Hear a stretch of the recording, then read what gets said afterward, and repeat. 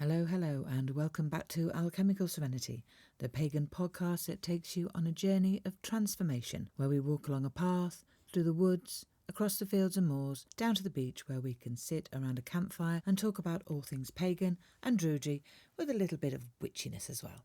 Everyone is welcome, and there is no dogma and absolutely no religious ties. This is your path, and we come together to share and gain wisdom from each other. If this is your first time here, then welcome. Don't forget to subscribe. And if you are a regular listener, then thank you for joining me again. And it's wonderful to have so many people just listening in when they can, or if there's a subject piques their interest. The wonderful thing about the paths we walk is they are purely your individual path, your choice in life, and it's created by yourself for your benefit. Now, you may not know or realise this yet. If you do, you're well on your way. But that secret is you already have all the answers you need to get you through this path and this experience of being human. You just need to learn to tap into them and find something or someone to help you on your way. But ultimately, you can do this yourself. However, this can be incredibly daunting at any stage of your journey. So on this podcast, we gently walk the path to remind yourself through listening into podcasts such as mine. And obviously, I'm not the only one who can share wisdom. I write and record these podcasts in humility and gratitude to those in spirit who have guided me on my path and still are. This podcast, if you are new, is not about spells and that side of the craft. Spells and rituals are great when used correctly and morally, but used the wrong way, there can be dire consequences for yourself and others. If you remember that for every action taken, there is a reaction, and that's not always the one you want, and in some cases can cause absolute chaos, which means a spell is just not on the agenda for me. They are too quick to do and too easily to be thrown away. I have never really needed them, but I do talk a lot about rituals, but that's for another podcast in the future, I think.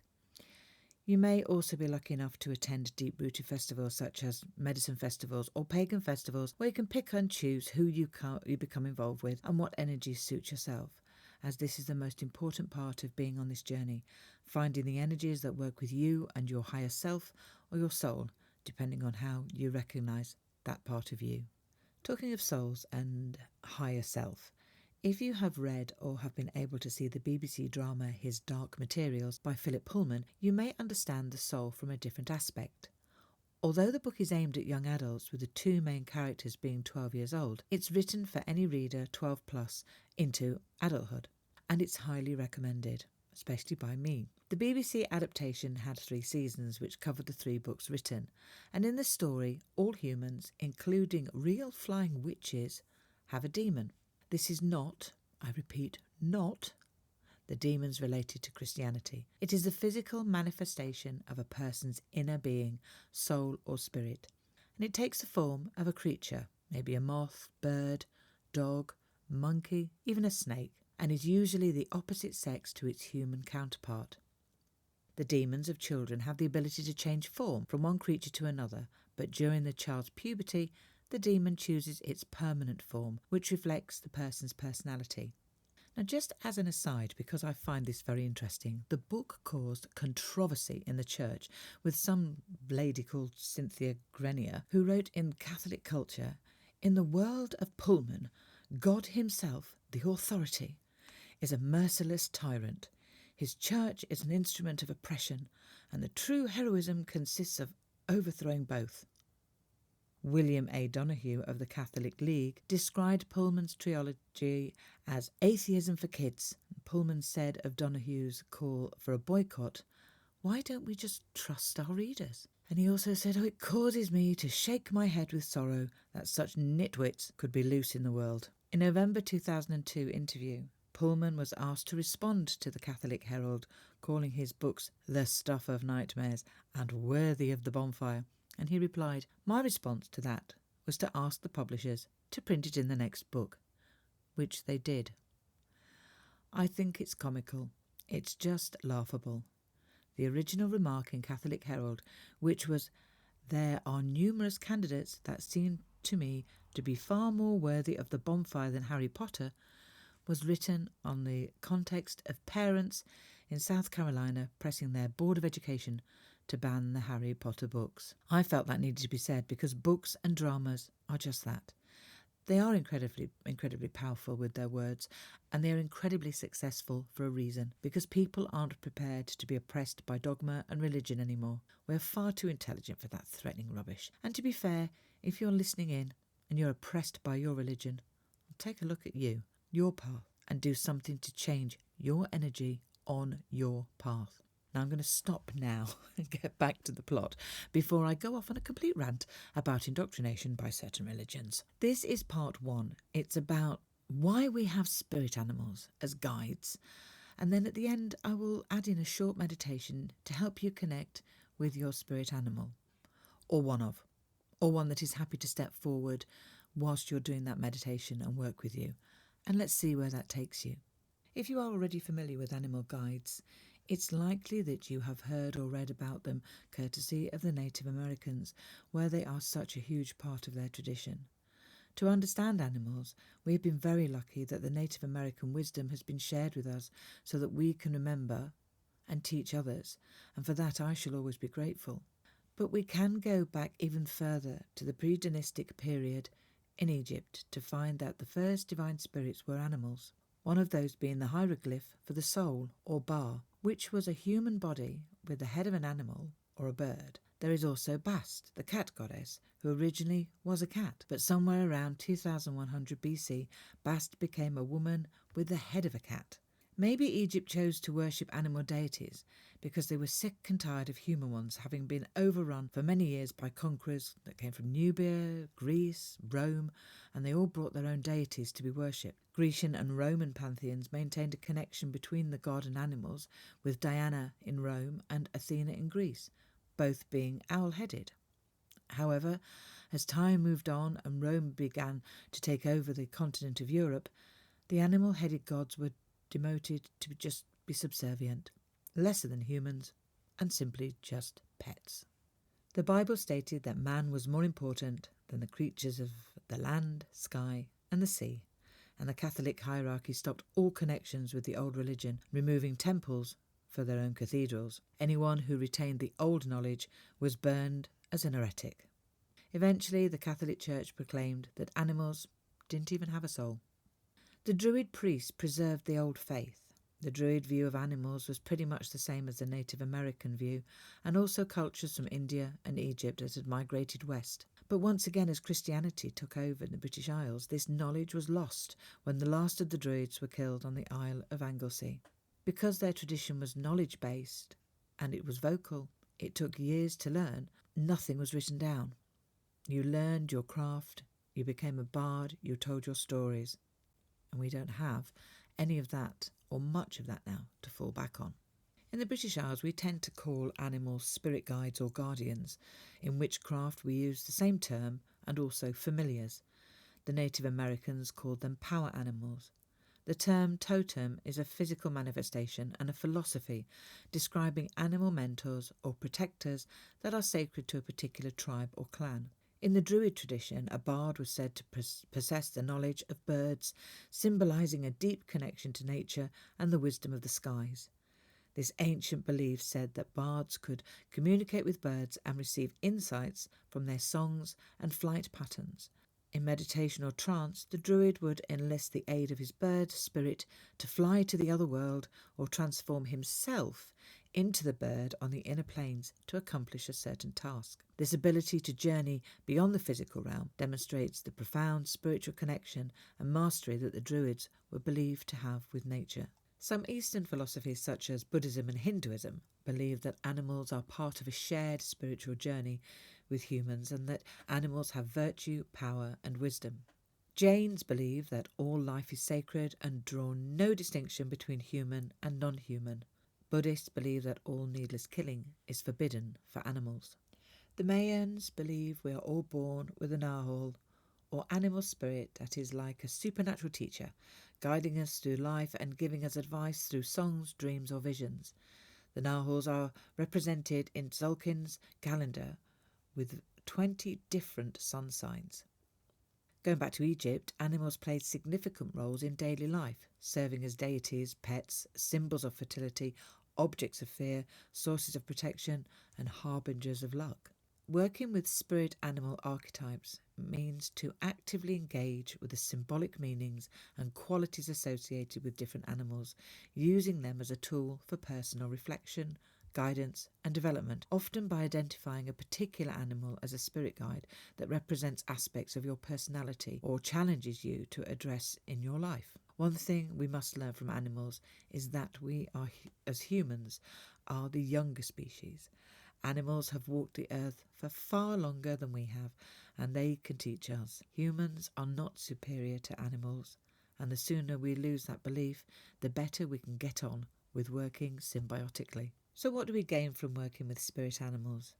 The meaning of a spirit animal can vary depending on the individual and their unique life experiences. So you and a partner or friend could both have the same spirit animal, but the work you do with that animal could be completely different to someone else, and for various reasons.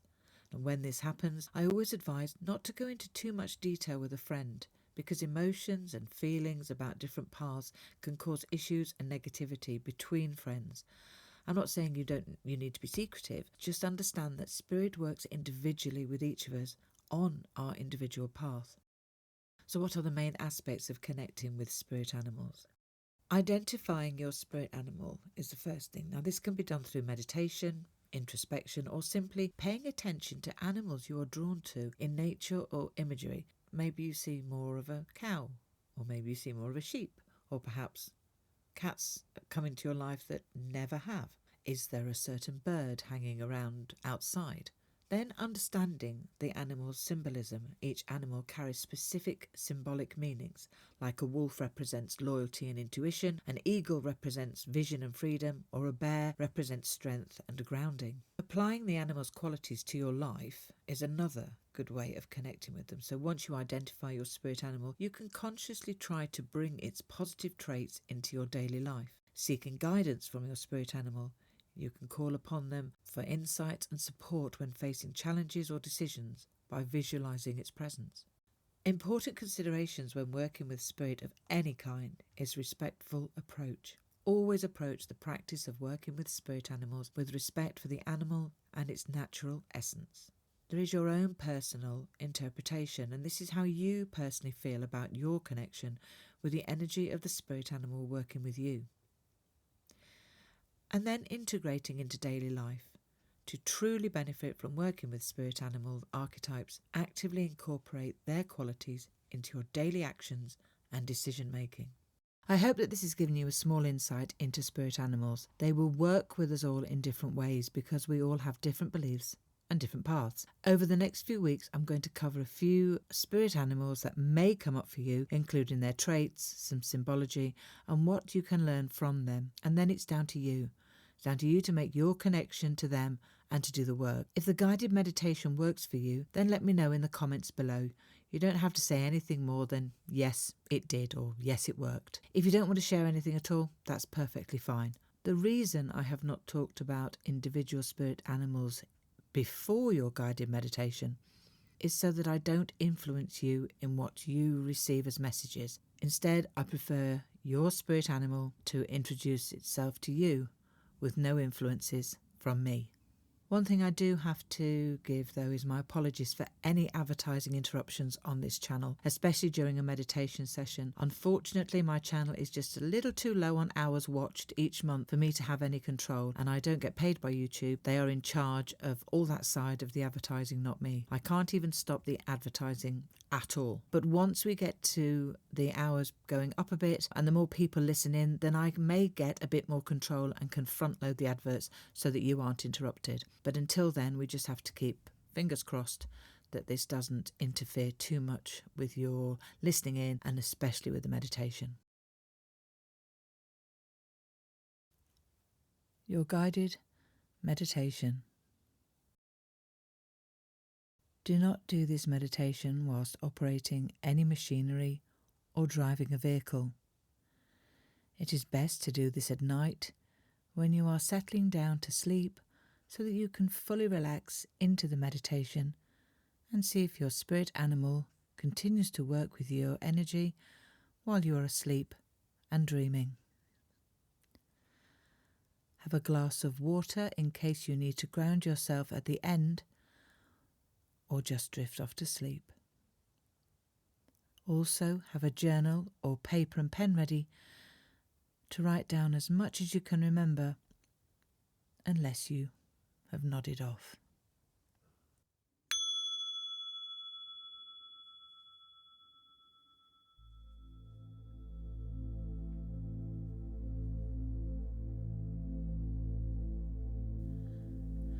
Find a quiet space to sit or lie down. Headphones, earpods, earbuds, all in place at a low, comfortable listening level.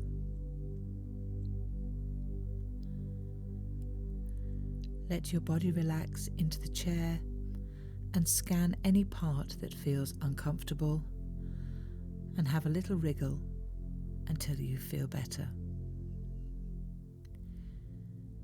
If you already have a way of relaxing, then just proceed your way that works for you. Otherwise, let's just take a few deep breaths in and then exhale out through the mouth. With each inhale, feel the tension releasing, and with each exhale, feel it releasing more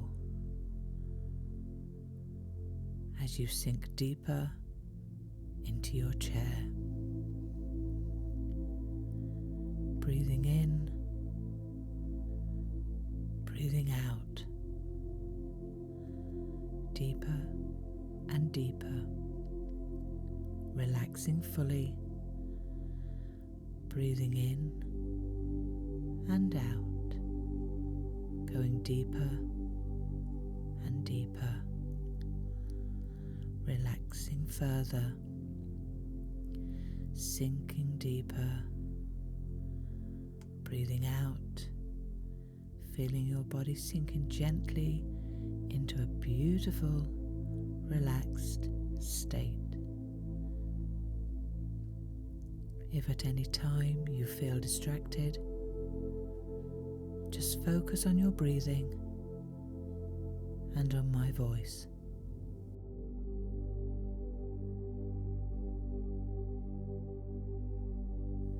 Imagine you are seated on a high cliff top, overlooking mountains, hills, maybe moorland. The sky is a beautiful clear blue. The sun is gently warming you, and there is a soft, warm breeze.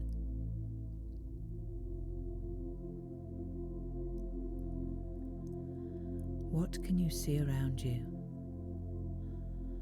Are there trees, birds, the ocean? Can you smell anything? Flowers, salty air? Let your imagination and intuition guide you where you need to be to meet your spirit animal. You may find that just sitting where you are is the best place, or perhaps you need to walk to a woodland or down to the ocean. Don't question your intuition, just go with it and let the energy flow.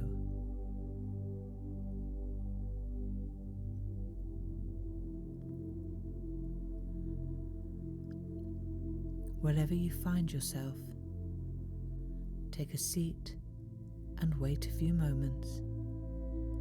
Open your heart and mind to receiving the flow and connection with your spirit animal.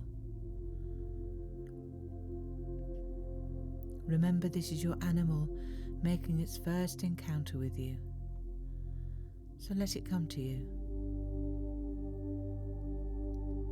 If your animal is ocean-based, and if you feel safe, then imagine yourself stepping into the waves as they roll on and off the beach, just deep enough to feel safe, maybe ankle deep, but connected to the ocean. If your guide is a bird, then look up and see where it may be.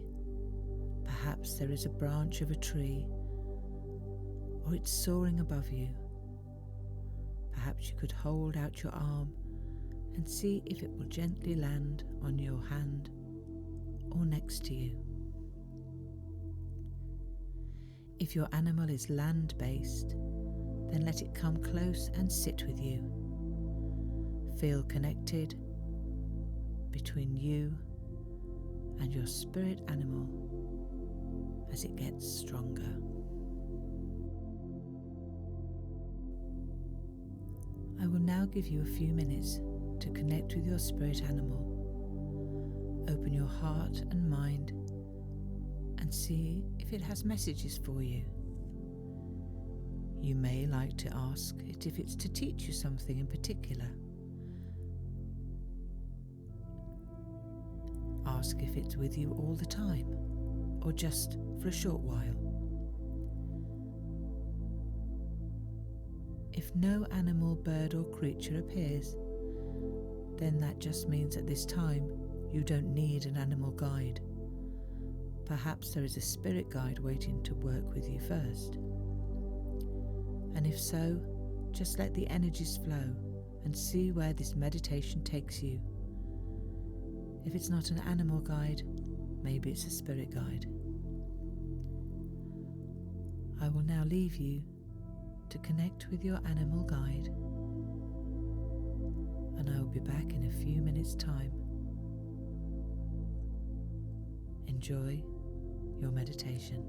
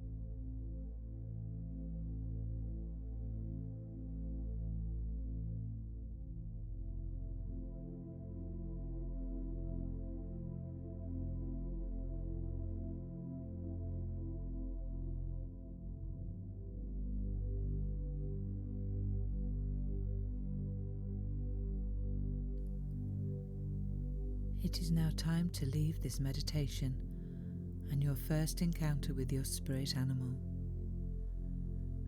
Please thank them for joining with you today and ask for them to continue to teach you as you walk your path for however long that they are with you. Ask them if there is something they wish you to do in this time. Perhaps something in nature, perhaps grow something or leave on offering. It may be something just as simple as feeding the birds.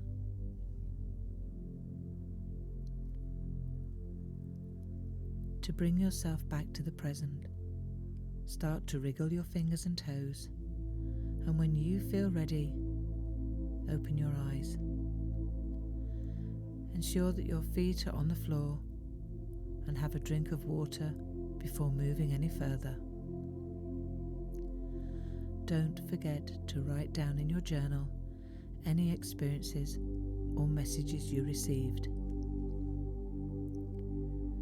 Thank you for joining me today on this podcast. I hope you enjoyed it. Don't forget to let me know in the comments if you connected with an animal, a bird, or a creature. With much love and light. Bye for now.